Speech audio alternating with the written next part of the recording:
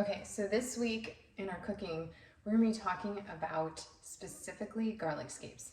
You guys know these guys? They look like this. They're really fun. If you're growing hardneck garlic, you're seeing these, or you might be seeing them in the farmer's market. Just gonna tilt this a little bit so you can see me better. So today what I'm gonna do is I'm gonna show you guys different ways that we can use them. I'm not gonna show all of them. I'm only gonna show the pickling, but I think this is such a great way to save them, to utilize them, especially when we don't necessarily want to be eating them all at once. So some other ways you can use them just like regular garlic. First of all, you can chop them up, toss them into pasta, just as you would use garlic. This is a great way to extend, maybe if you had your garlic from last year and you want to, not go out and buy any, or maybe you're like, oh, I'm so close to harvesting. Use this until you actually have garlic. So this is a great option. The other thing you can do is you can grill them, wood fire them, saute them whole, and eat them that way. Some people don't enjoy them that way. You can chop them up, put them on pizza, make pesto. There's all these great ways we can utilize them. But we can also, you could probably, roast them. I'm trying to think of other ways off the top of my head. I use them so often in just regular cooking, like wherever garlic is. So I don't ever, we usually don't have any left over, to be honest. But if you do, and you're tired of them, we're gonna pickle them today. Pickling is an extremely easy way. This is a refrigerator pickle, which means it'll last in your fridge for up to 6 months. So mark it, date it, everything, but all you need is a ball jar that have been cleaned and sanitized. This is not a fermentation, though you can do that. You can do that with almost any veggie that you would pickle. So it's not shelf stable. Instead, these guys can be used just, as they are. Okay, so what I'm gonna do is you can use them whole. So you could take them and wrap them like this and put them in here. I think that's really annoying.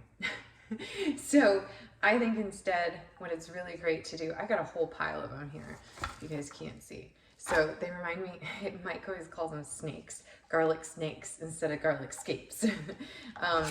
But I like to just kind of cut them into pieces so they're a little easy to put into the jars. So they don't have to be small, because then you can utilize them however you want, but you can just put them into the jars. And they're super similar to asparagus in texture, I feel like. And so I think any place where in a pickling recipe or texture note that you want to make, that's the best way to use them. And it doesn't have to be exact. It doesn't have to be perfect. I just put a bunch of them in here. And just jam them in. I'm not going to do all 3 jars because I don't want to take a bunch of your time. And basically what we're going to do is we're going to use a hot method for these because they're so robust, like almost like green beans or asparagus. We want to do a boiled method. A hot brine is what they call it. And there's a really good recipe in 6 Seasons for a hot brine. You can really use whatever. It doesn't matter. But I'm putting these in there. I like to add some dill. So you probably have dill right now in your garden, just the feathery stuff. It doesn't have to be the flowers. And I'm gonna make a couple of jars of these today, but I'm only gonna make 1 or 2. And then I'm also gonna add in some coriander seeds from last year. These were saved from our cilantro that bolted. So I'm gonna put some of those in there.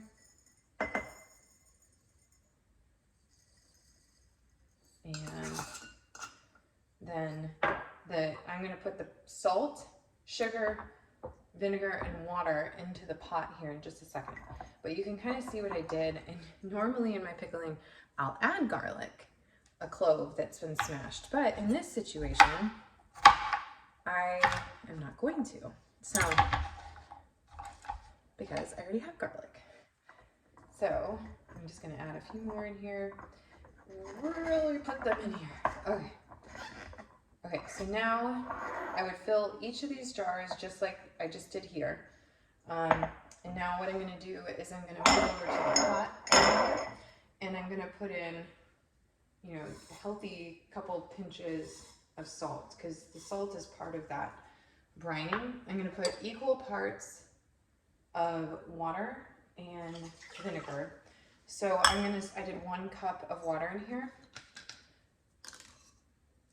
And then I'm gonna do half a cup of white vinegar. I like to mix vinegars because they kind of offer different flavor profiles. And I think it makes it a little more dynamic when you mix it up. You can also add peppercorns, red pepper flakes, anything like that you would want to into these jars. You don't have to do the exact same way I did. You can even use thyme, anything like that. So the vinegars I'm using are white wine and rice wine. I think they make really good pickles, rice wine particularly, but you can also use just plain white vinegar or apple cider vinegar. Any of those work just great. Any vinegar, red wine vinegar, any of those are great. I just wouldn't use balsamic. That doesn't really work. And then I forgot the sugar.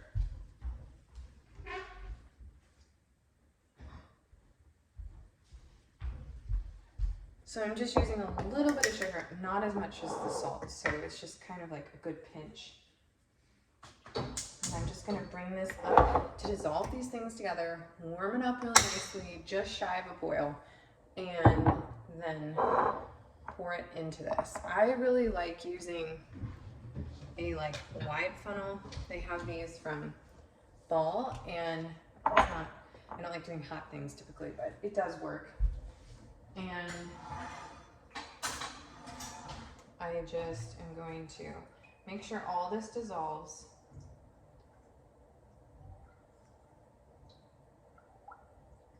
Really quickly. Doesn't take very long in most situations. Now, it's not, since these aren't going to be shelf stable, we're not going to like water bath, we're not going to do anything like that. This is very low key.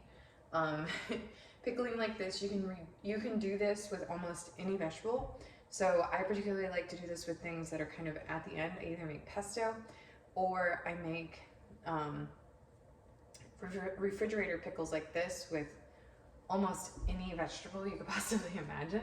So I really suggest it as a great way to just kind of save something that you don't want to eat any more of fresh, but you want to be saving it outside of freezing. You can obviously chop this up and freeze it if you want to, or blanch it and freeze it, whatever you would like to do. There's so many ways you can save garlic scapes or utilize them. But like I said, you can also make a vinaigrette. We can keep going. There's endless possibilities with garlic scapes. They are just as versatile as anything. So I'm just gonna pour this. I really like this pot, by the way, because it has like a little pour spout. So I'm just gonna fill just above the last one, and then I'm gonna do more. And then you put the lid on and you put it in the fridge and let it sit for 1 to 2 weeks in your refrigerator, and then you can enjoy them at that point. So it's enough time where maybe you've been removed from them, and you can utilize the pickles either just as a snack, put them on a board. You could even make a sauce out of them in terms of like, you know, chopping it into mayo and lemon and like putting it on top of like fish, or I'm trying to think. You can even take the pickled ones and put them into a vinaigrette.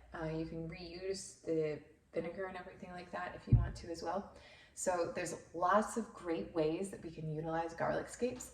And I would really encourage any of you to share your recipes below so that we can all get ideas, because many of us either are at the tail end of our garlic scapes, in the middle of them, or about to get them. So share away. I'm going to be doing a lot of these little videos, so just watch at your convenience. Okay, thanks as always, friends. Bye.